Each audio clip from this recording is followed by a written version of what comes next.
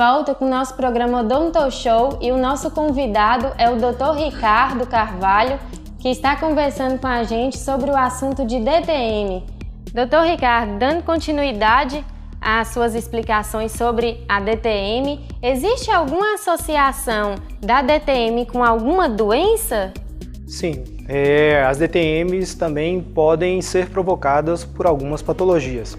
Um exemplo clássico é a fibromialgia, que acomete alguns pacientes e dentro dessa patologia alguns manifestam dores na parte orofacial. E eles acabam procurando o especialista em disfunção para poder ter o controle também da parte orofacial. Aí o dentista pode trabalhar com dispositivos oclusais, medicamentos, desde que de acordo com o profissional que assiste esse paciente, no caso o médico. Neste exemplo da fibromialgia, o reumatologista acompanha esse paciente e em caso de alguma manifestação orofacial, o dentista pode estar ajudando no controle. Pacientes que têm osteoartrite, osteoartrose, também podem manifestar na nossa articulação, a articulação temporomandibular. E esse controle pode também ser feito pelo especialista em disfunção. Então, algumas patologias sistêmicas podem manifestar sob forma de disfunção temporomandibular. E existe algum autoexame para diagnosticar a DTM ou somente indo realmente a um dentista? Na verdade, o paciente ele consegue identificar o problema. Então, se ele percebe que ele tem algum estalo na articulação, se ele percebe que tem limitação de abertura, se ele percebe que tem dor, incômodos na área orofacial, ele consegue identificar.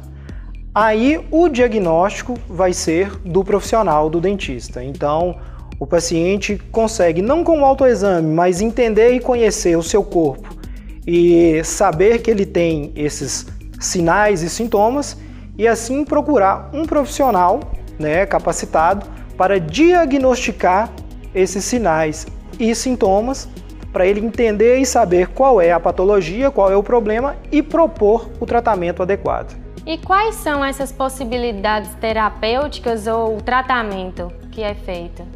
As disfunções temporomandibular, elas são multifatoriais.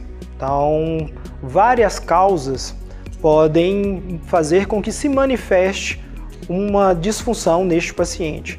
Então, como as DTMs são multifatoriais, existe uma gama de possibilidades de tratamento terapêuticos.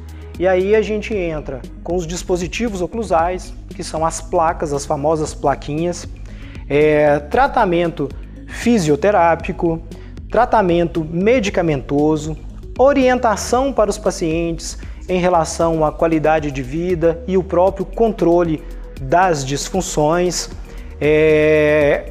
Algumas terapias como o uso de laser, toxina botulínica, uso de hialuronato de sódio. Então existe uma gama de tratamentos para que você consiga ajudar o paciente, uma vez que DTM ela é multifatorial e ela pode às vezes manifestar de várias formas no mesmo paciente. Uma dor articular, como também uma dor muscular, um deslocamento de disco, junto com uma dor muscular novamente, uma cefaleia. Então a gente tenta unir essas terapias para poder ajudar o paciente. E é um tratamento longo?